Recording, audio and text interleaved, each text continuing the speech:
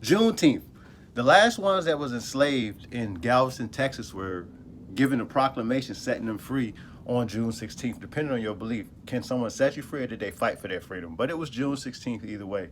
It wasn't the 4th of July that African Americans got their independence and freedom in the United States. It wasn't with the Emancipation Proclamation. It was on Juneteenth. Some people say maybe it was the 13th or the 19th. That's why they say Juneteenth. But either way, it was 2.5 years after the Emancipation Proclamation was signed by Abraham Lincoln. They still was having slaves in Galveston, Texas. General went down there, seen it. He made a speech and told them everything, and they went on about their life. Some of them left the plantation, some of them sought a job on the plantation, some of them went to find their family, some of them left before he even finished talking. But today, in our community, we commemorate those and commemorate the bloodshed, the sacrifice that was made by celebrating Juneteenth. I encourage you to read up on it, study on it, enlighten your kids on it. Let them know what Juneteenth is, the sacrifice that was made.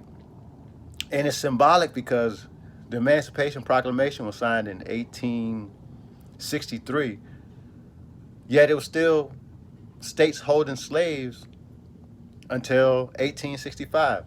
Now, I didn't think that the Confederate would just obey it because it was put out there.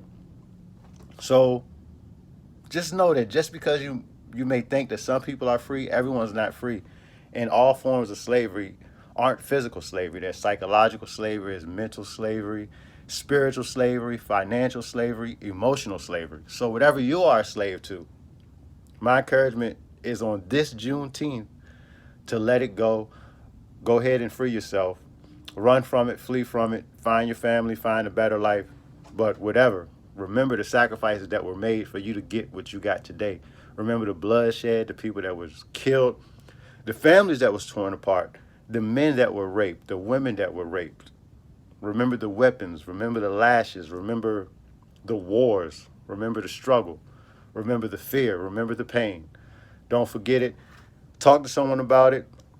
Google it, pull it up on YouTube. I'm gonna post a nice YouTube video later.